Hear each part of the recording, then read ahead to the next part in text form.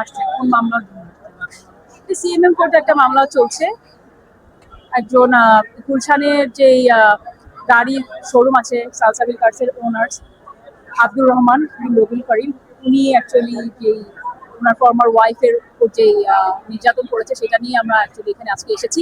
আর যেহেতু মামলাটা বিচারাধীন অবস্থায় আছে, মামলাটা নিয়ে আমি আলাদাভাবে কিছু বলতে চাই না। কোর্টই রয়েছে, মাননীয় আদালত সেটার বিচার করবে।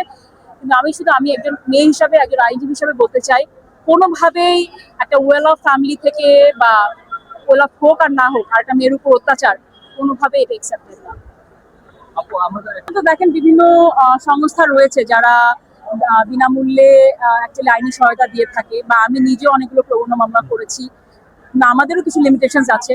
মনে করেন আমি আর কতগুলো করতে পারবো, বা অনেকগুলা মানে এই সংখ্যাটা এত বেশি এবং আদালতের সংখ্যাও কম। আর আমি বলবো যে বিনামূল্যে এরকম ভাবে আইনি সহায়তা দেওয়া, এরকম যদি আরো একটু বাড়ানো যায়, আর যদি গভর্নমেন্ট থেকে যদি আরো কিছু পদক্ষেপ নেয়, এবং যারা আইনজীবী আছে প্রাইভেট ভাবে, তারাও যদি কেউ যদি 4-5টা করে যদি তারা যদি আলাদাভাবে পদক্ষেপ নেয়, তো মামলা করে, আমি শিওর তারা করে, অনেকেই অনেক কিছু করে। বাট তারপরেও বললাম, তাহলে আমার মনে হয় যারা মেয়েরা আছে তারা আরো বেশি জাস্টিস পাবে, বিশেষ করে যারা সলভেন্ট না।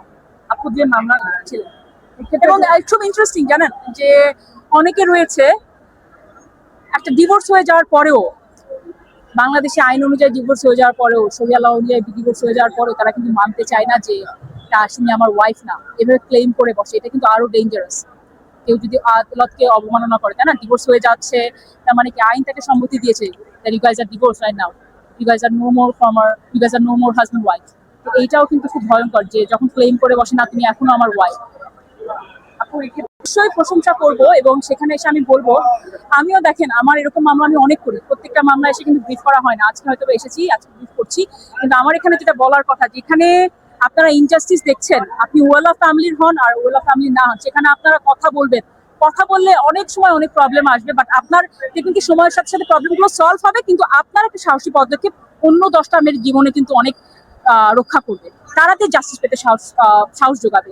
তো এখানে আমি বলবো মানুষের স্পিক আপ, স্পিক আপ।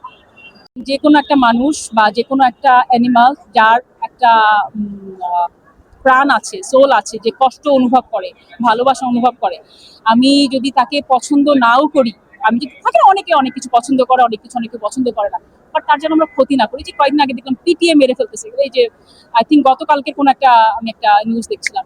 এগুলোতে সামাজিকভাবে যারা উঁচু পর্যায়ের লোক আছে তাদের এটা কথা বলা দরকার। এবং আজকে এখানে যেহেতু আছে একটু বলি, যে বাড়িধারা ডিওএইচএস পরিষদ, সেখান থেকে তারা যেইভাবে কুকুরদের পিছনে, মানে স্ট্রে ডগ, ভাই স্ট্রে ডগ তো তোমার বাসায় নিয়ে কেউ রাখতেছে না, এটা হচ্ছে একটা ন্যাচারাল ভাবে অ্যানিমালরা আসে, তারা বার্ড দেয়, এবং সেখানে এখন অনেক পশুপ্রেমী আছে, তারা কিন্তু স্প্রে করে, নিউট্রাল করে।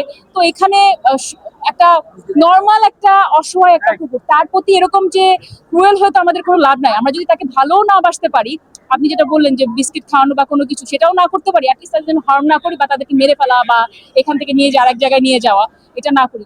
নেচার সবসময় আমি বিশ্বাস করি, আদালত তো আছে, বা আদালতের প্রকৃতিরও একটা কখনো যেতে পারে না, সেটা আমাদের মনে রাখা উচিত।